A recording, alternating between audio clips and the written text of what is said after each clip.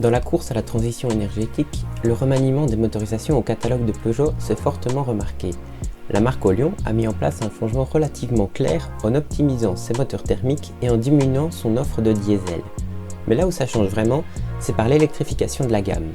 Elle se caractérise par l'hybridation des plus grands modèles, les 3008 et 508, et également l'arrivée de véhicules 100% électriques tels les 208 et 2008.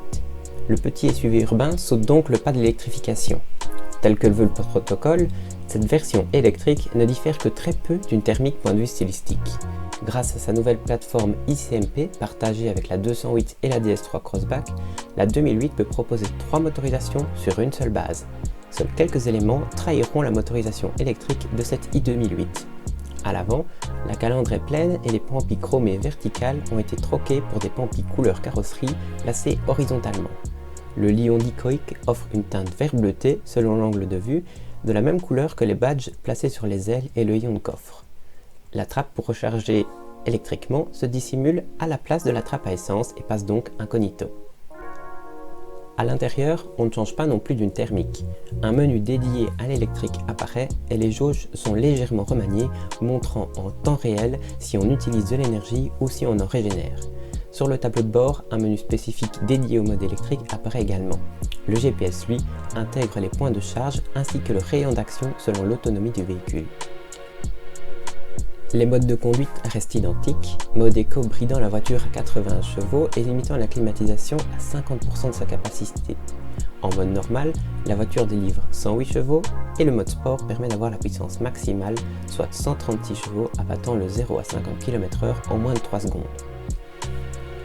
La boîte automatique voit apparaître le mode Brake, frein régénératif permettant de conduire uniquement avec la pédale d'accélérateur et d'utiliser le frein régénératif pour ralentir, une action du frein n'étant nécessaire que pour l'arrêt complet de la voiture. Avec sa batterie de 50 kWh, Peugeot annonce 320 km d'autonomie selon le cycle WLTP, compté entre 250 et 300 km en conditions normales. Point de vue recharge, cette i2008 accepte la prise domestique avec son chargeur fourni de série permettant une charge complète sur plus ou moins 16 heures en prise secteur. Le chargeur de 11 kW en option à 500 € permet une charge en type 2 sur Wallbox en plus ou moins 5 heures. Et la batterie étant refroidie par eau, une charge rapide en combo CCS est possible pour récupérer 80% en 30 minutes. La batterie est garantie 8 ans, 160 000 km ou 70% de sa capacité de charge. Point de vue équipement, cette i2008 n'a rien à envier à ses sœurs thermiques vu qu'elle propose les mêmes finitions. Ce modèle d'essai en version GT Line comprend notamment les feux full LED, la caméra de recul, toutes les aides à la conduite récente et l'écran de 10 pouces. En option, cette i2008 est dotée du toit ouvrant à 1000 €, de la recharge sans fil du smartphone à 100 €, des détecteurs d'angle mort à 200 €, de l'ouverture et démarrage main libre proximité à 350 €, détectant la clé et ouvrant ou fermant la voiture automatiquement avec rappel sonore de fermeture.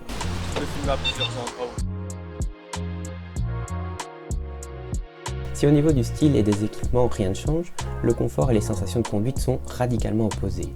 L'électrique offrant un silence de marbre et la voiture étant idéalement insonorisée, aucun son ne rentre dans l'habitacle, offrant une expérience de conduite indéfinissable. La voiture paraît légère, on a l'impression de voler sur un nuage. La boîte se montre très douce mais réagit également très bien, offrant pleine puissance à n'importe quel moment, grand avantage de l'électrique.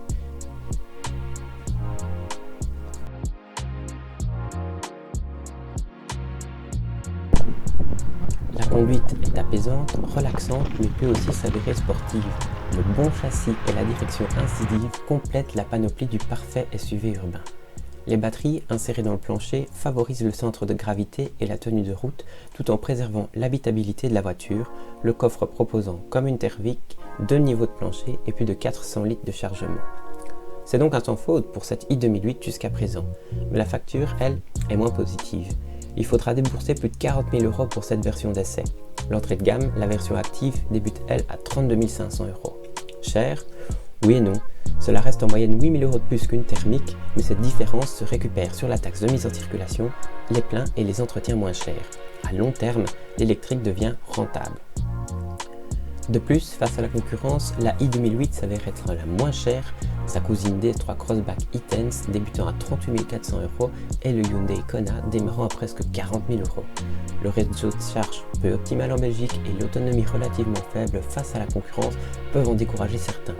On reproche également à cette i2008 de ne pas afficher en permanence son pourcentage de batterie. Reproche compréhensible, mais la jauge proposée est aussi claire qu'une jauge dans une voiture thermique qui, elle aussi, ne nous donne pas notre pourcentage d'essence. Personnellement, je n'ai pas été choqué par ce manque. Le pourcentage s'affichant tout de même dès la mise en charge de la voiture. Plus besoin de passer par la pompe, un seul réflexe, la brancher tous les soirs dans son garage ou son allée. C'est simple et rapide. La i2008 se montre donc très intéressante, principalement en voiture secondaire ou pour des personnes roulant peu. Alors, convaincu? Personnellement, moi, l'électrique me plaît. Pas sûr qu'une i2008 vous convienne? Alors rendez-vous sur le site de Peugeot et complétez ce formulaire afin de voir si un véhicule électrique correspond à votre besoin de mobilité. Cliquez sur le lien en description, cela n'engage à rien, c'est purement informatif. Nous on se retrouve très bientôt pour un nouvel essai. Encore un grand merci à la concession Peugeot Chine de Namur pour la mise à disposition de la voiture. À bientôt.